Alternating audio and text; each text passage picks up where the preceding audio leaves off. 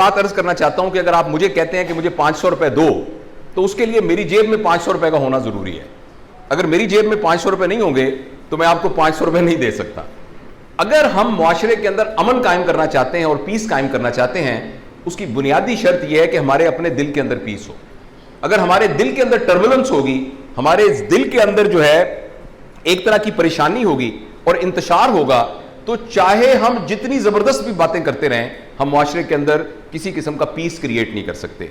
तो कि हमारे अंदर जो टर्बुलेंस है और किसी भी एडवर्सिटी को हैंडल करने की सलाहियत है, वो क्यों कम है और उसको कैसे बेहतर किया जा सकता है। देखिए, अभी एक शख्स इस कमरे से अंदर दाखिल हो और दाखिल हो के बहुत बदतमीजी के साथ शोर मचाना शुरू कर दे और गालियां देना शुरू कर दे, तो हम में से हर शख्स को गुस्सा आएगा, जो कि एक नेचुरल है। हमारे अंदर एक रिएक्शन क्रिएट होगा जो कि बहुत ही कुदरती है। लेकिन उस रिएक्शन के तौर पर मैं क्या करता हूं, आप क्या करते हैं, कोई और क्या करता है, इसका दारोमदार उस बंदे के एक्शन पर नहीं है। इसका दारोमदार इस बात पर है कि सुनने वाले का मुदाफती निजाम कितना मजबूत है।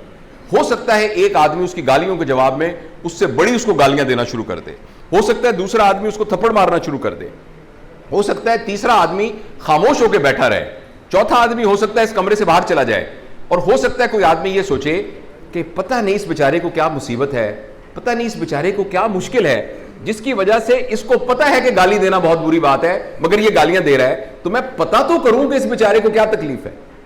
तो हालांकि वो गालियां सबके लिए बराबर हैं, लेकिन हर बंदे का रिएक्शन उन गालियों के अगेंस्ट बिल्कुल डिफरेंट होगा। ये वो अंदर की इंडोरेंस है जिसका नाम है पीस, कि कौन आदमी कितना इमोशनली साउंड है कि किसी भी एडवर्स हालत के अंदर कितना रिएक्शनरी हो जाता है। अच्छा, इसके बारे में जितनी साइंटिफिक स्टडीज हुई हैं, उसमें यह डिटरमिन करना कि किस बंदे को बहुत गुस्सा आ जाता है और किस बंदे को कम गुस्सा आता है और किस बंदे को नहीं गुस्सा आता, उसकी जो 4-5 वजूहात हैं, वो सोशल साइंसेज वालों ने यह बताई हैं कि जो सबसे बड़ी वजह है, वो आप हैरान होंगे, उसका जो स्टार्ट है वो बचपन से ही हो जाता है। और वो वजह यह है कि किसी भी बच्चे की तरबियत के दौरान उसकी मां के साथ उसका रिलेशनशिप कैसा था। जिस बच्चे की मां के साथ रिलेशन में बच्चे को पैम्पर किया जाए, बच्चे को ओवर फैसिलिटेट किया जाए, और जिसको एक टर्म बोली जाती है ना, मां सदके, हर वक्त उसको मां सदके वाली सिचुएशन में रखा जाए और उसको अपने पैरों पे खड़ा ना करने दिया जाए, ये वो बच्चा है जिसके अंदर थ्रेशहोल्ड गुस्से का बहुत लो होगा, क्योंकि उस बच्चे की हर बात मानी जाएगी। अगर एक बच्चे की मां उसको पैम्पर करती थी, बेटा तुमने नहीं उतरना, ये मैं करती हूं, अच्छा तुमने खाना नहीं खाना, मैं खुद अपने बेटे के करती हूं। आपने देखा होगा पैम्परिंग के लफ्ज से 6-6 साल तक अब तक माएं जो है वो बच्चों को पैम्पर बांध के रखती हैं, उनकी टॉयलेट ट्रेनिंग भी नहीं होती। तो जिन बच्चों को घर में ओवर पैम्पर किया जाता है, ओवर प्रोटेक्ट किया जाता है, उनकी हर ख्वाहिश पूरी की जाती है बगैर किसी लॉजिकल रीजन के, और उनको बाकी सब के, यानी किसी बच्चे के साथ उसकी लड़ाई अगर हो जाए तो मां हमेशा सच की बजाय उस अपने बच्चे की हिमायत करने लग जाए, तो ऐसे बच्चे जब ग्रो करते हैं तो उनका थ्रेशहोल्ड बहुत कम होता है। जब वो मुआशरे में आते हैं तो उसका मोटरसाइकिल किसी और मोटरसाइकिल से टकराया तो वो आगे वाले मोटरसाइकिल में भी अपनी मां को तलाश करने की कोशिश करता है, लेकिन वो वहां तो नहीं होती। वो अपने बॉस में भी अपनी मां को तलाश करने की कोशिश करता है, मगर बॉस तो बॉस होता है, मां तो नहीं होती। और वो अपनी बीवी में भी मां को तलाश करने की, लेकिन बीवी तो बीवी होती है, जाहिर है मां नहीं होती। तो वो तमाम रिश्तों में उस तरह का प्रोटेक्शन और उस तरह का ख्याल रखना और पैम्परिंग तलाश करने की कोशिश करता है जो कि एग्जिस्ट नहीं करती। और ये वो बंदा है जो मुआशरे में गुस्से वाला होता है, इसको जरा सी बात पे, और ये नो नहीं सुन सकता, अगर जरा सी उसकी मर्जी के खिलाफ कोई बात होती है तो वो एग्रेशन हो जाता है। एक तो ये बात बताई जाती है। दूसरी बात यह बताई जाती है कि हर वो शख्स जो बहुत ओवर पोजेसिव हो, जो ये कहे कि मेरी चीज, मेरी घड़ी, मेरी कार, मेरी चीज, और रिश्तों के सिलसिले में भी ओवर पोजेसिव हो, जितने लोग ओवर पोजेसिव होते हैं उनका थ्रेशहोल्ड गुस्से का बहुत लो होता है और जरा सी बात पे उनको गुस्सा आ जाता है, क्योंकि जरा सी उनको आपने देखा होगा लोग ऐसे होंगे, मेरी गाड़ी के ऊपर निशान क्यों लग गया, मतलब गाड़ी के ऊपर निशान लग जाए तो उनको ऐसे लगता है जैसे पता नहीं दिल का टुकड़े हो गए किसी तरह से। तो जो ओवर पोजेसिव लोग होते हैं, ओवर पोजेसिव लोगों को बहुत जल्दी गुस्सा आ जाता है, और अमूमन छोटी छोटी बात पर, मुझे इस कुर्सी पे क्यों नहीं बिठाया गया, मुझे सेंटर वाली कुर्सी पे क्यों नहीं बिठाया गया, मैं बड़ा था, मुझे बाद में क्यों नहीं बुलाया गया, मुझे पहले क्यों नहीं बुलाया गया, सबको हार दिया गया, मुझे हार क्यों नहीं पहनाया गया। तो ये एक्चुअली ईगोइस्टिक पोजेसिवनेस की एक निशानी है। अच्छा, तीसरा, जिन लोगों के अंदर जेलसी होती है, वो लोग जो दूसरे की खुशी को देख नहीं सकते और टॉलरेट नहीं कर सकते, उनका थ्रेशोल्ड बहुत लो होता है। क्योंकि जब भी वो किसी कामयाब शख्स को देखते हैं तो उनको यह लगता है कि इसकी कामयाबी असल में मेरी नाकामी है, जबकि ऐसा नहीं होता। किसी का बड़ा होना मुझे छोटा नहीं करता, लेकिन वो लोग जिनको तरबियत की वजह से, किसी वजह से जिनके अंदर जेलसी हो, वो किसी और शख्स की खुशी को नहीं देख सकते, किसी और शख्स की कामयाबी को नहीं देख सकते, किसी और शख्स को पनपता हुआ नहीं देख सकते, जिसके नतीजे में उनके अंदर एक फ्रस्ट्रेशन क्रिएट होती है। और जब भी जो लोग कामयाब हो रहे होते हैं, उनका जरा सा कोई पॉइंट मिल जाए तो वो उसको एग्रेसिवली डील करते हैं। ये तीसरी बात। और चौथी बात यह है कि वो तमाम लोग जिनका वैल्यू सिस्टम सही डिटरमिन नहीं हुआ, ये जरा गौर से सुनिएगा, आपको ये बात पहले भी पता ही है, हमारी जिंदगी में चीजों की अहमियत होती है। जिस चीज की अहमियत होती है वो ज़ाहिर है हमारे लिए वैल्यूएबल है। हमारे मुआशरे में ये डिटीरियोरेशन पिछले 20-30 साल से बहुत ज्यादा हुई है कि हमारा वैल्यू सिस्टम टोटली चेंज हो गया है। मुझे याद है, मेरे वालिद साहब एक सरकारी मुलाजिम थे, तो उनके दफ्तर में एक साहब थे, उनका नाम शिरानी साहब था। तो उनकी ना पेंट के ऊपर हमेशा यहां ना पेवंद लगा होता था जब भी वो देखते थे, और वो साइकिल पर आते थे, तो सारे लोग उनकी बहुत इज्जत करते थे। वो सुप्रिटेंडेंट थे उस दफ्तर के अंदर, और सारे लोग इसलिए इज्जत करते थे कि वो आते तो साइकिल पर हैं, उनकी पेंट पे पेवंद भी लगा होता है, और वो उनके घर के अंदर उसूल है कि ईद और बकरीद में सिर्फ कपड़े खरीदे जाएंगे बच्चों के सारे, और वो ट्यूशन कुछ नहीं अपने बच्चों को खुद पढ़ाते थे। लेकिन ये मशहूर था कि वो एक एक पैसे के ईमानदार आदमी है, तो उनकी ईमानदारी की वजह से हर बंदा उनकी बहुत ज्यादा इज्जत करता था। और ये मेरी आंखों के सामने, मेरी 60 साल उम्र है, आप में से अक्सर मुझसे छोटे होंगे, कुछ मेरी उम्र के होंगे, कुछ ज्यादा भी होंगे, ये हमारी आंखों के सामने ये वैल्यू सिस्टम नीचे डाउनहिल डिटीरियोरेट हुआ है। और पिछले 20-30 साल के अंदर, पता नहीं उसकी पॉलिटिकल रीजन है, क्या रीजन है, आप उसको बेहतर समझते हैं, सडनली हमारे मुआशरे में वैल्यूएबल चीजें वो बन गई हैं जिनको पैसे से खरीदा जा सकता है, जबकि एक जमाने में वैल्यूएबल चीजें वो थी जो पैसे से नहीं खरीदी जा सकती थी। मसलन सच्चाई, मसलन ईमानदारी, मसलन दयानतदारी, मसलन ट्रस्ट वर्दी होना, मसलन सच्चा होना। मगर मुआशरे के अंदर ये वैल्यू सिस्टम के चेंज होने की वजह से हमारी तमाम डेफिनेशंस चेंज हो गई हैं, और वो बंदा जिसके पास मटीरियल बहुत ज्यादा है वो मुआशरे में बड़ा आदमी है। हम खुद भी देख लें, हम दफ्तर में बैठे हैं, एक आदमी एक आम से कपड़ों में आएगा तो हो सकता है हम उसको बिल्कुल दरखोरे इतना ना समझें, और एक आदमी जिसने टाई लगाई हुई है, सूट पहना हुआ है, बज़ाहिर देखने में अच्छी सी घड़ी बांधी, तो बावजूद इस बात के जानने के कि उसका एक्चुअल पर्सनैलिटी कॉन्टेंट क्या है और करेक्टर कॉन्टेंट क्या है, हम बुनियादी तौर पर इंप्रेस हो जाएंगे और उसको ज्यादा वैल्यू देना शुरू कर देंगे। यह आम देखने में बात आई है। तो ये जो हमारा वैल्यू सिस्टम चेंज हो गया है ना, इस वैल्यू सिस्टम चेंज होने की वजह से हमारे अंदर यह चेंज आई है कि हम ईगोइस्टिक हो गए हैं। वैल्यू सिस्टम दो ही होते हैं, एक वैल्यू सिस्टम जो ईगो को जनरेट करे और एक वो वैल्यू सिस्टम जो लव को जनरेट करे। बीच में इसकी क्लासिफिकेशन नियाज मकसूद साहब बताएंगे क्या होगी, लेकिन एक्चुअली वैल्यू सिस्टम दो ही होते हैं। एक वो वैल्यू सिस्टम के जिसके नतीजे से हमारी अना, हमारी ईगो, मेरी इज्जत हो गई, मेरी बेइज्जती हो गई, ये वाली चीजें पनपे, और दूसरा वो हमारा सिस्टम है जिसके जरिए मोहब्बत पनपे, जिसकी वजह से रिश्ते मजबूत हों। मगर अनफॉर्चुनेटली हमारे मुआशरे के अंदर ये तमाम चीजें हुई हैं। इन मेरे ख्याल के अंदर, मैं बात को जैसे मैंने आपसे वादा किया था कि बहुत लंबी बात नहीं करूंगा, हमारे मुआशरे के अंदर ये 4-5 फैक्टर हैं जिनकी वजह से ओवरऑल हमारा पढ़ा लिखा होना, हमारा स्किल्ड होना, हमारा अमीर होना, हमारा मुआशरे में कोई अथॉरिटी की पोजीशन पर होना, ये तमाम चीजों के बावजूद हमारा एंगर स्टेकन होना, उसका इसके साथ कोई ताल्लुक नहीं है। आप ईमानदारी से बताइए, दो आदमी गाड़ियों में बैठे हो, एक कार के ऊपर शहर का सबसे बड़ा डॉक्टर बैठा हो या सबसे बड़ा वकील बैठा हो फॉर एग्जाम्पल, या कोई जज बैठा हो या किसी यूनिवर्सिटी का प्रोफेसर बैठा हो, और दूसरी गाड़ी के अंदर एक आदमी हो जिसकी ड्राई क्लीनिंग की दुकान हो, दोनों का गाड़ियां मोटरसाइकिल से टकरा जाएं और कसूर मोटरसाइकिल वाले का हो, ये दोनों बाहर निकलेंगे, आप खुद अपने दिल में झांक के देखें कि पढ़ा लिखा आदमी रफ बिहेव करेगा या अनपढ़ आदमी रफ बिहेव करेगा। ज्यादा इम्कान यह है कि पढ़ा लिखा आदमी कहेगा मैंने जानता नहीं मैं कौन है, मैंने जानता नहीं मैं प्रिंसिपल है, मैंने जानता नहीं मैं बड़ा वकील हूं, मैंने जानता नहीं मैं फलानी जगह पर वो डायरेक्टर लगा हुआ हूं, उसके मुकाबले में वो नहीं होगा। इसका क्या मतलब हुआ कि हमारे पढ़ा लिखा होना, हमारा सब कुछ होना, इसका ताल्लुक हमारी इंडोरेंस और ईगो से नहीं है, उसका ताल्लुक हमारी ये 4-5 बातों के साथ है जो कि मैंने आपके साथ की हैं। पर्सनल लेवल पर हम किस तरीके से इस तरह के बन जाएं कि जब भी एडवर्स सिचुएशन आ जाए जब भी स्ट्रेस वाली सिचुएशन आ जाए तो मैं उसके अंदर तहम्मुल से बिहेव करूं।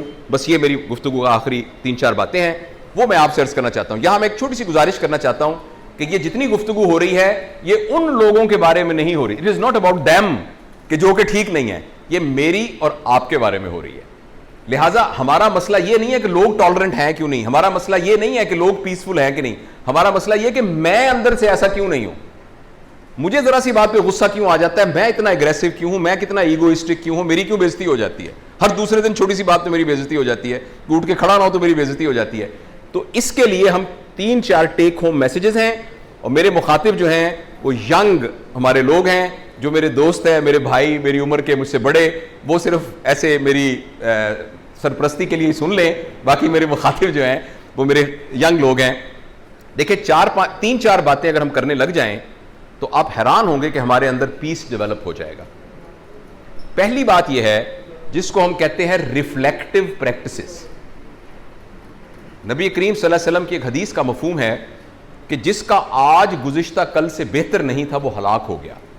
हम में से हर शख्स मुआशरे में तब्दीली लाना चाहता है, हम में हर शख्स चाहता है कि मुआशरा ठीक हो जाए, और हर एक पर हम मेहनत करना चाहते हैं सवाए एक शख्स के जिस पर हमारा कंट्रोल है, और वो मैं खुद हूं।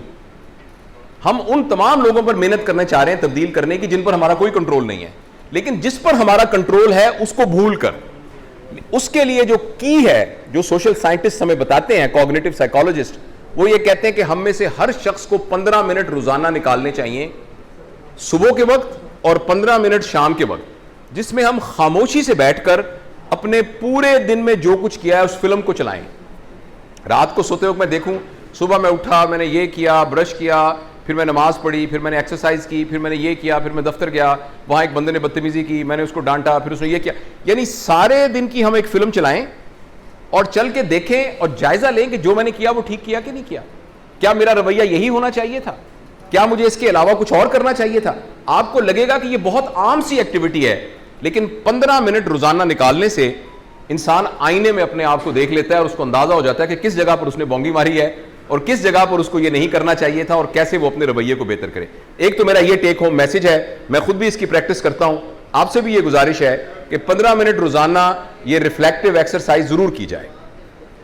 जो दूसरी अहम बात है वो ये है कि जब भी ऐसी सिचुएशन क्रिएट हो जिसके अंदर टर्बुलेंस हो सकती है, जिसमें गुस्सा हो सकता है, उसके अंदर अल्फाज को बिल्कुल ना पकड़ा जाए। फॉर एग्जाम्पल, एक बंदा आके मुझसे लड़ता है और वो कहता है मैं तेरी टांगे तोड़ दूंगा। अब इस बात पर मैं सारी जिंदगी उसके साथ दुश्मनी कर सकता हूं, लेकिन उस बंदे ने कभी किसी की टांगे नहीं तोड़ी, ना वो मेरी टांगे तोड़ना चाहता था, ना उसने मेरी टांगे तोड़ी हैं। यही सूरत हाल जो मुगल्लजात और गालियां होती हैं उसमें भी होती है। जब आदमी किसी को गाली देता है, मां की गाली, बहन की खुदा ना खास्ता कोई और बुरी गाली देता है, तो उस गाली में वो जिस एक्ट की तरफ इशारा कर रहा होता है, ना उसको ऐसा करने की नीयत होती है, ना उसने कभी ऐसा किया होता है, ना उसका कोई इरादा होता है, लेकिन अनफॉर्चुनेटली हम उन अल्फाज को पकड़ लेते हैं जो अल्फाज में वो कहना चाहता था वो नहीं पकड़ सकते। जिस बंदे ने आके मुझे कहा कि जावेद मैं तेरी टांगे तोड़ दूंगा, असल में उस बेचारे का प्रॉब्लम डिक्शनरी का प्रॉब्लम है, उसके पास वोकैबुलरी नहीं है। वो ये कहना चाहता था कि आपने जो कुछ किया उससे मेरा दिल टूट गया, आपने जो कुछ किया मुझे तवक्को नहीं थी कि आप ये बात करेंगे, इस पर मुझे बहुत दुख हुआ हुआ, लेकिन उसको ये फिक्रे नहीं आते, उसकी डिक्शनरी के अंदर ये फिक्रे नहीं है। वो जवाब में कहता है मैं तो टांगे तोड़ दूंगा आपकी। तो अब मैंने वो टांगे तोड़ने वाली बात को पकड़ लिया और उसकी बुनियाद पर सारी जिंदगी के लिए उससे दुश्मनी कर ली, और उसके साथ मेरी नस्लों की दुश्मनी आगे चली गई। मैंने उसके खिलाफ मुकदमे भी कर दिए, मैंने उसको फिजिकली भी मारा, मैं उसके खिलाफ नुकसान भी पहुंचाऊंगा।